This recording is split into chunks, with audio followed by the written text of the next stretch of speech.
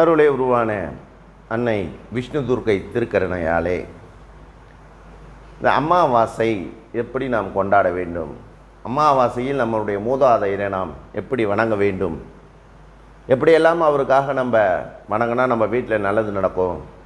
சாமி, நான் எங்கள் வீட்டில் ரொம்ப கஷ்டம், ரொம்ப கஷ்டப்படுறோம், எந்த காசும் எங்கள் வீட்டில் சேர மாட்டுது, ஒன்றுமே நடக்க மாட்டுது, நாங்கள் ரொம்ப கஷ்டப்படுறோம் சாமி, நீங்கள் அதுக்கு எதனாச்சும் ஒரு வழி சொல்லுங்கள் அப்படின்னா, மாதத்தில் ஒரு முறை வரக்கூடிய அமாவாசையில் உங்கள் வீட்டு வாசப்படிக்கு முன்னாடி ஒரு பேர் சொல்லுவாங்க, பழைய காலத்தெல்லாம் சொல்லுவாங்க,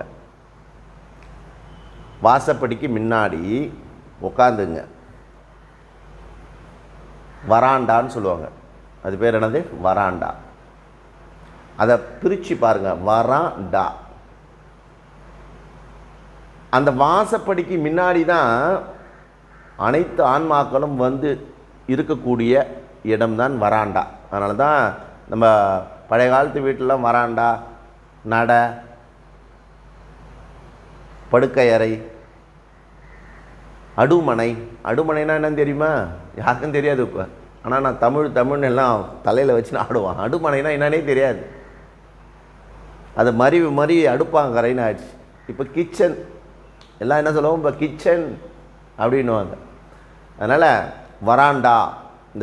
இந்த அமாவாசை வேளையில் உங்களுடைய மூதாதையர்கள் உங்கள் இல்லத்துக்கு வருவார்கள். இந்த அமாவாசை வேளையில் வீட்டு ஏற்ற மாதிரி கோலம் போடாதீங்க, கோலம் போடுறதை தவிர்த்துருங்க. இந்த வராண்டாவில் நீங்கள் உட்காந்து பெரிய அகல் விளக்கு வச்சுங்க. அந்த அகல் விளக்கில் நல்லெண்ணெய் ஏற்றி வச்சு உங்களுடைய மூதாதையருக்காக கண் விழித்து இரவு 11 மணிலேருந்து 12 மணி வரைக்கும் உங்கள் குடும்பத்தோடு கூட உட்காரலாம். நீங்கள் குடும்பத்தோடு உட்காந்து ஒரு 5 நிமிடம் உங்கள் மூச்சை கவனிக்கணும். போகிற மூச்சு, வர மூச்சு. இந்த மூச்சு எங்கேருந்து வந்தது அப்படின்னு பார்த்தீங்கன்னா, என்னுடைய மூச்சு எங்கள் அப்பாட்டேருந்து வந்தது. எங்கள் அப்பாவுக்கு மூச்சு எங்கேருந்து வந்ததுன்னா அவங்க அப்பாட்டேருந்து வந்தது. அவங்க அப்பாட்டேருந்து தான் அந்த மூச்சு வந்து இதெல்லாம் தொடர்ந்து வந்து இப்போ என்கிட்ட இருக்குது. அதுபோல் உங்களுடைய மூதாதையரை நீங்கள் உணர வேண்டும்.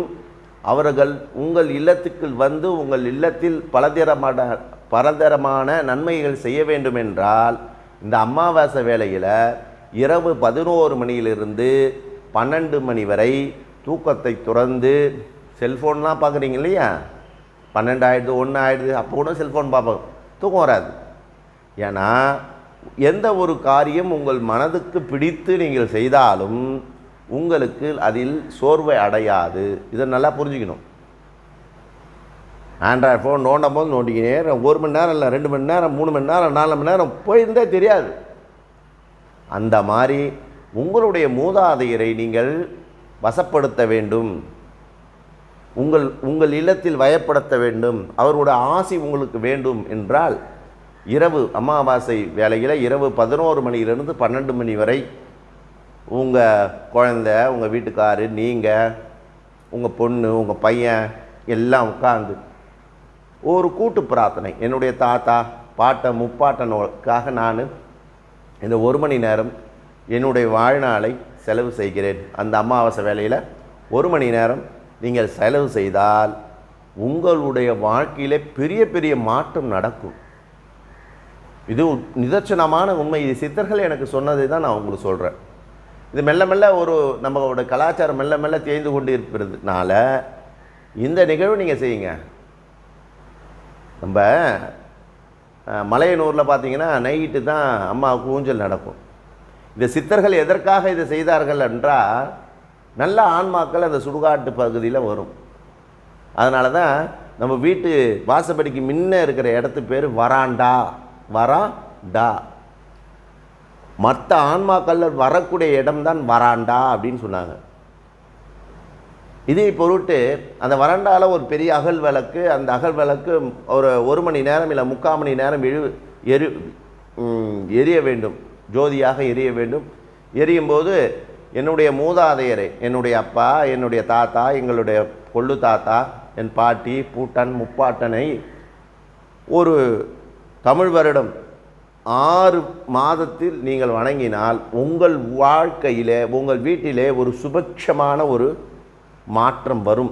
இந்த மாற்றமாம் வையகத்தில் வெவ்வேறே வந்தருள்வாம் அப்படின்னு மாணிக்கவாசர் சொல்வார். என் வீட்டில் நிறையா மாற்றம் வேணும், எனக்கு நிறையா வேணும், எங்கள் வீட்டுக்காருக்கும் நானுக்கும் சண்டை, எங்கள் பிள்ளைக்கு எனக்கு சண்டை, ஒற்றுமை இல்லை, எதுவுமே இல்லை அப்படின்னு சொன்னீங்கன்னா இந்த அமாவாசை வேளையில் 1 மணி நேரம் நைட்டு 1 மணியில் 12 மணிலேருந்து 11 மணிலேருந்து 12 மணி வரைக்கும் கண் விழித்து, இதுதான் வள்ளல் பெற சொல்ல தனித்திரு விழித்திரு பசித்திருன்னுவார். அது ஒரு சின்ன ஒரு ட்ரிக்ஸ் தான் அது. அந்த அமாவாசை வேளையில் இந்த ஆன்மாக்கள்லாம் திறந்து விடப்படும். அப்போ 11 மணிலேருந்து 12 மணி உச்சக்கட்ட வேலை. அந்த ஆன்மாக்கள்லாம் அலையும். என்னுடைய பேத்தி பேரன் எல்லாம் என்னை பற்றி நினைக்கிறார்களோ, என் பிள்ளைகள் நினைக்கிறதோ என்று ஏக்கத்தோடு இருக்கும். எல்லா பொருளுக்கும் ஒரு ஞாபகத்தன்மை இருக்கும். நல்லா புரிஞ்சுக்கணும், ஒவ்வொரு பொருளுக்கும் ஒரு ஞாபகத்தன்மை இருக்கும். புரியும். இப்போ நம்ம மடத்தில் பார்த்தீங்கன்னா சுரக்காய், பெரிய சுரக்காய் ஒன்று சாப்பிட்டு நம்ம பிரசாதத்துக்கு சாம்பாரத்துக்கு போட்டு அந்த விதை இருந்து போட்டேன். அந்த சுரக்காய் இப்படியே வருது, இப்படி வருது, இப்படி வருது, இப்படி வந்துடுது.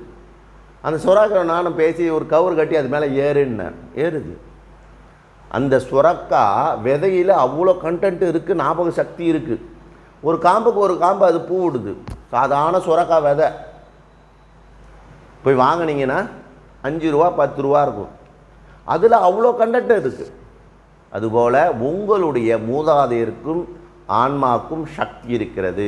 அதை உணர வேண்டும் என்றால் நீங்கள் அமாவாசை வேளையில் 11 மணியிலிருந்து 12 மணி வரைக்கும் விழித்திருங்கள், அவருக்காக காத்திருங்கள். நல்லா அப்படி உட்காந்துங்க, போகிற மூச்சு வர மூச்சு மட்டும் கவனிங்க. எங்கள் மூதாதையர் இங்கே வந்துக்கிறாங்க, அவங்களுக்காக நாங்கள் குடும்பத்தோடு எப்படி ஒரு ஸ்கூலில் பசங்க பள்ளிக்கூடம் விடும் போது எவ்வளோ கத்தி ஓன்னு வரும். ஸ்கூலுக்கு போயிருப்பீங்க இல்லையா, உங்கள் பிள்ளையெல்லாம் குத்துன்னு வரத்துக்கு. அப்போ ஸ்கூல் பெல்ல விடுற பெல்ல அடிச்சோன்னா ஓன்னு கத்தின்னு வருவாங்களா, அந்த மாதிரி தான் ஆன்மாக்கள் எல்லாம் இந்த அமாவாசை வேலையில் தேடி நம்ம வீட்டை தேடி வரும். அந்த வரும் நேரத்தில் நம்ம சாத்திட்டு பூட்டு படுத்து தூங்கணும் இருந்தால் நல்லா இருக்காது. அதனால் இந்த அமாவாசை வேலைகள் நீங்கள் பயன்படுத்தி கொண்டு உங்கள் வாழ்க்கையில் மென்மேலும் நீங்கள் முன்னேறணும், நீங்கள் எல்லாம் ஆனந்தமாக இருக்கும் வேண்டும் என்பதற்காகத்தான் இந்த பதிவு. நல்லது நடக்கும், நல்லதே நடக்கும். திருச்சிற்றம்பலம், தில்லையம்பலம், சிவசிதம்பரம், அருணாச்சலம்.